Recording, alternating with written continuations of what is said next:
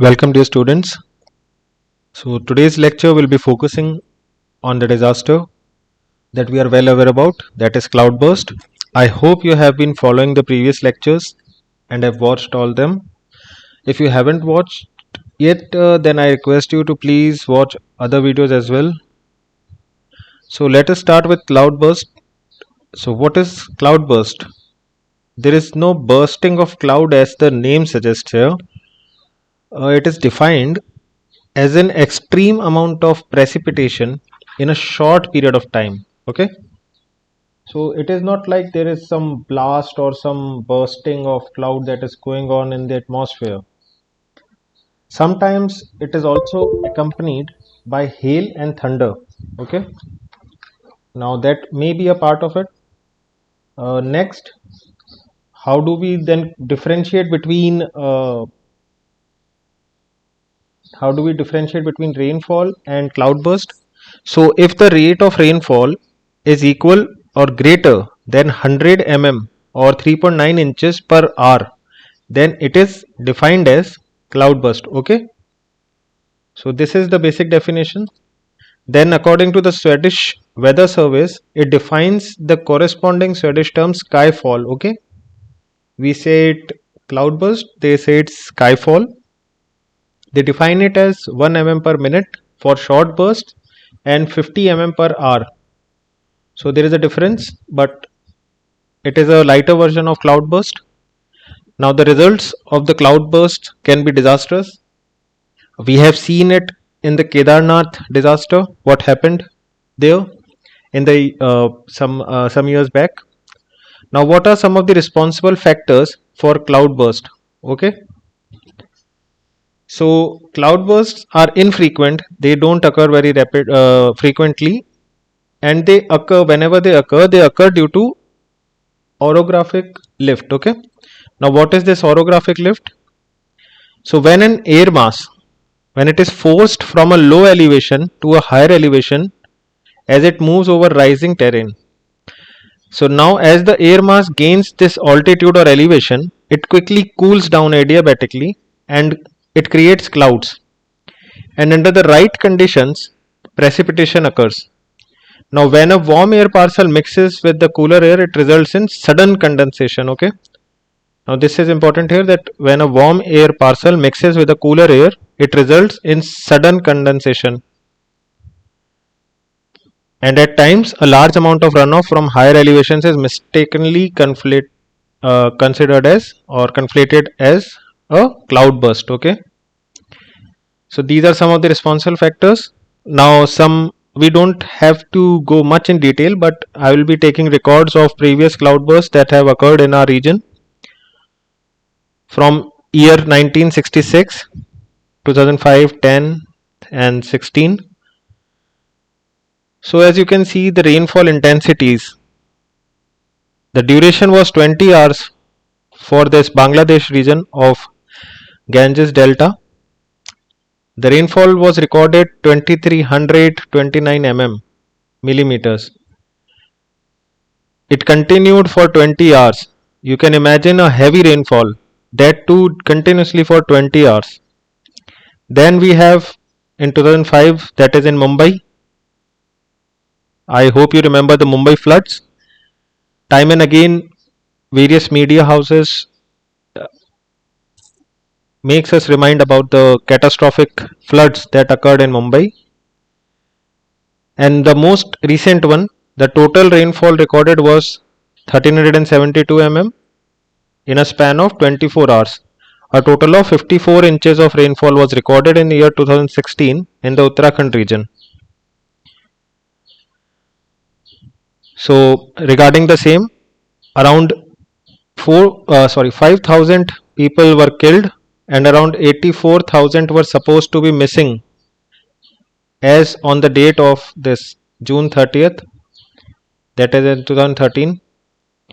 The Indian Army and its Northern Command launched one of the largest and most extensive human rescue missions in history. The area was spread about 40,000 square kilometers and 45 helicopters were deployed to rescue the stranded people there. Now this is one of the photographs of the cloudburst that occurred in Manali Leh highway, and around 1200 tourists were stranded because of it. As you can see what a cloudburst did to a beautiful temple shrine of Kedarnath area.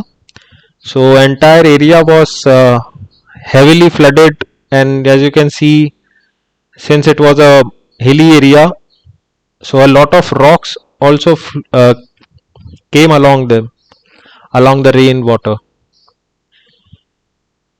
Now, what are some of the measures that must be taken to prevent the outcome of cloudburst? We need to introduce some better heavy rainfall warning systems. We need to construct the buildings above the flood levels.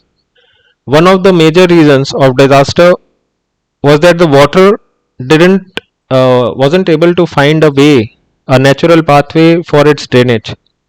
So eventually the buildings that were constructed in that region also got flown away with the discharge, the huge discharge. Now we need to take it seriously and do something to tackle the phenomena of climate change. We need to increase spending on the flood defenses. So this comes under the concept of preparedness. I hope you all are able to relate all these things which I am saying with the 4 pillars of disaster management. I hope you can recall it was preparedness, response, recovery. I hope that you can recall the 4th one. If not, I request again watch the previous videos, please. Take some major notes out of it. Now, some other key measures that are recommended is to protect wetlands. This term wetland might be new for some. I will take it separately for now. As a short homework, go and search it on internet and let me know in comments what you understand by wetlands. We should introduce to plant trees strategically.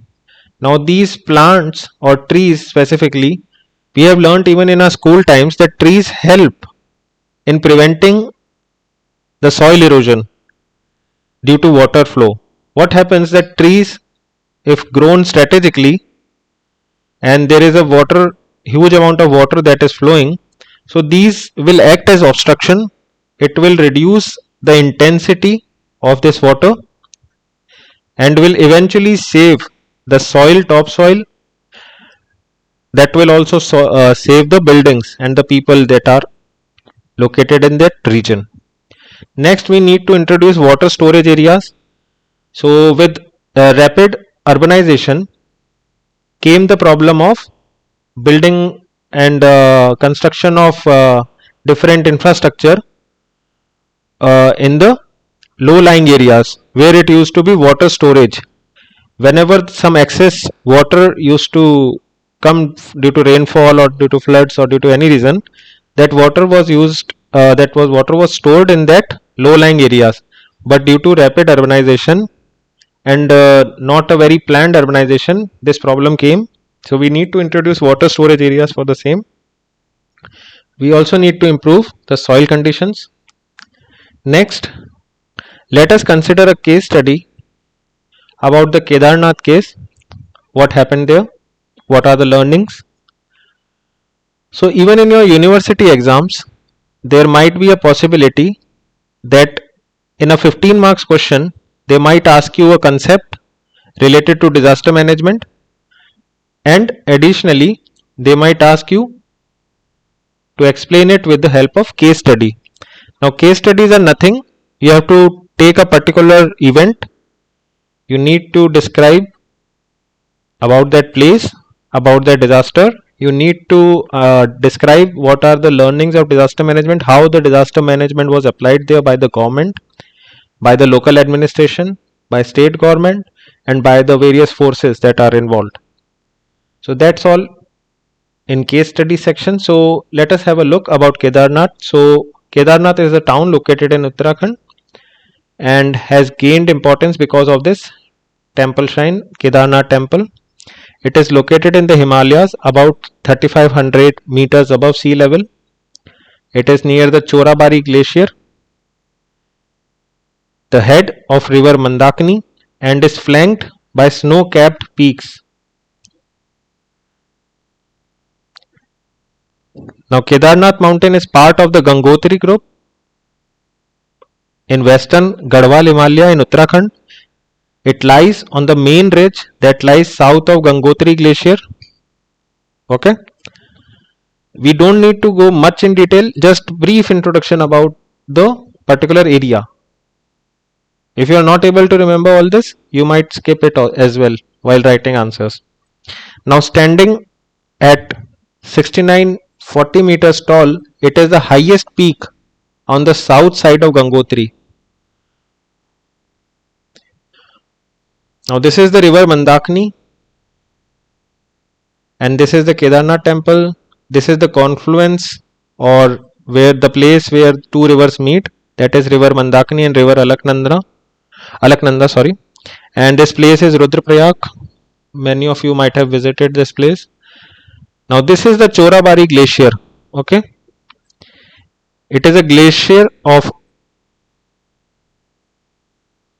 Garhwal Himalaya region in the state of Uttarakhand. The glacier lies close to Kedarnath and is an important destination for all the Hindu pilgrims. The glacier is around 7 kilometers in length, while the basin area of glacier is approximately 38 square kilometer. Next, about the calamity. So in June 2013, a multi-day cloudburst centered on the North Indian state of Uttarakhand, and it caused devastating floods, landslides, becoming the country's worst natural disaster since 2004 tsunami.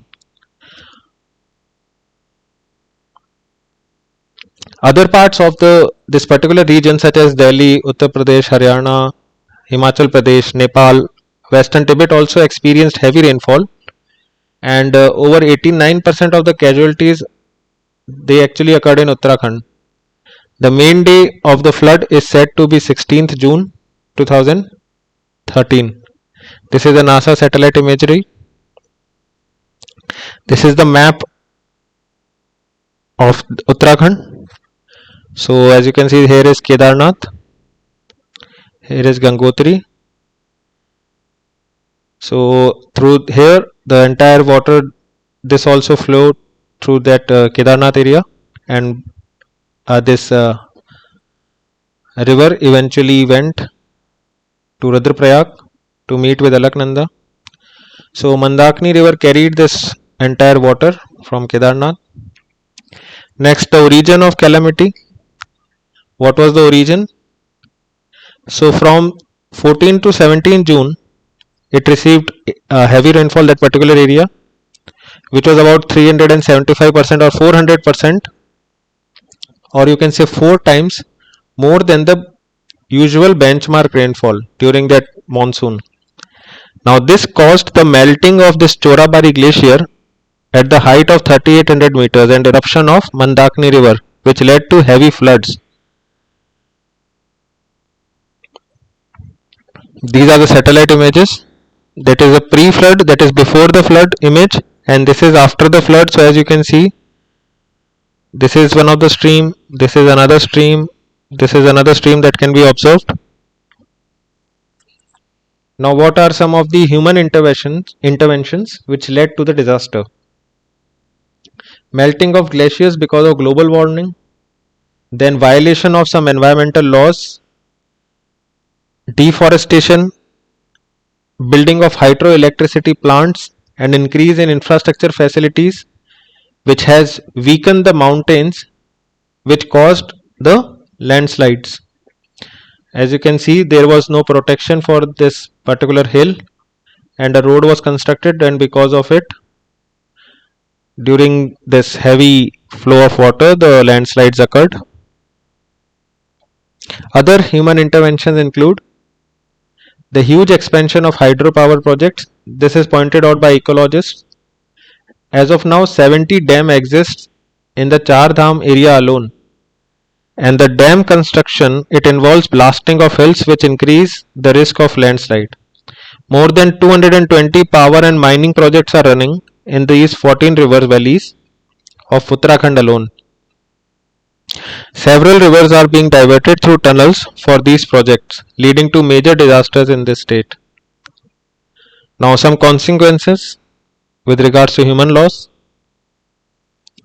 So, as of 2013 July, 5,700 people were presumed dead. It included 934 local residents and other were tourists. Landslides due to floods. It damaged several houses and structures, killing those who were trapped. Entire villages and settlements, such as Gaurikund market area, it was completely damaged. 70,000 people were stuck in various regions because of damaged or blocked roads.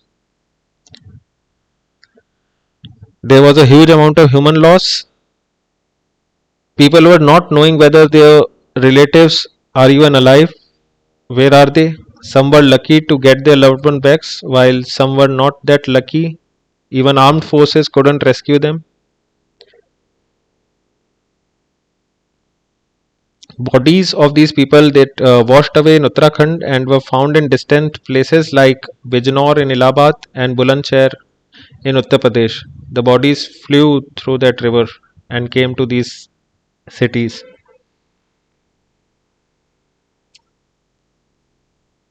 The rescue and response this operation, it continued for several months, even till September of 2013, and about 556 bodies were found, out of which 166 bodies found in highly decomposed state.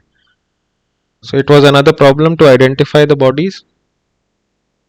Another consequence in terms of economic loss was the property loss. So as you can see, infrastructure losses were considerably huge. Major roads and telephone towers were destroyed. Communication with outer world was lost.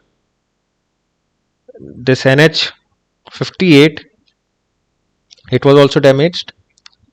Now, according to official records, around 400 houses were destroyed, 270 were damaged. Tourism is around 30% income for the state. Tourism accounts for. It was lost suddenly. All the shops, hotels and houses were destroyed or broken. Now this was the statue, the picture is missing here. This was the amount of flood that happened in that particular time period there. Now, what were the rescue and relief operations that were carried out? So, Army, Air Force, Navy, and ITBP, along with NDRF, PWD, and other local administrations, they worked together. Several soldiers were deployed. Activists of political and social organizations were involved. Helicopters were used.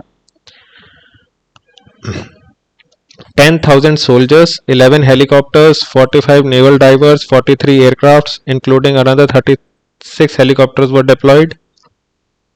And consecutively, Air Force lifted around 18,000 plus people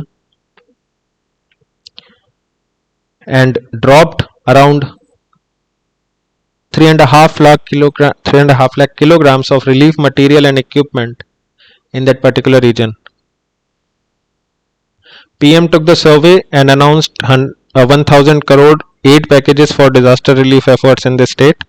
Special trains were employed by the government all over the country to cater the needs of the flood victims. Now, Indian Army played a major role. It showed extreme levels of courage in saving the people in spite of the helicopter crash which occurred during the mission Operation Rahat.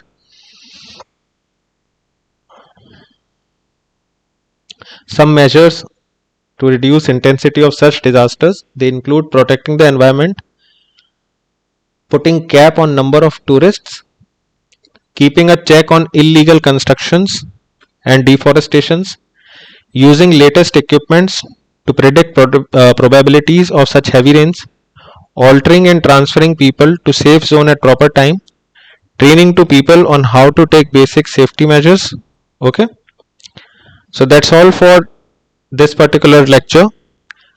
What I request that from this particular lecture, let us say this was on cloudburst, so you should prepare your answers in a similar fashion. You should introduce first of all about the disaster, about the area.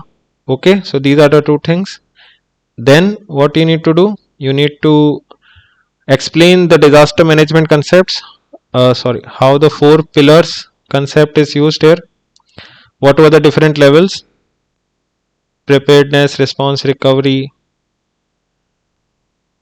All you have to consider. And then you have to conclude with what are possible solutions so that such events, even if they occur, how firstly we can prevent them, and secondly how we can improve the response system. So that's all for today's session. Thank you for watching. See you in the next one.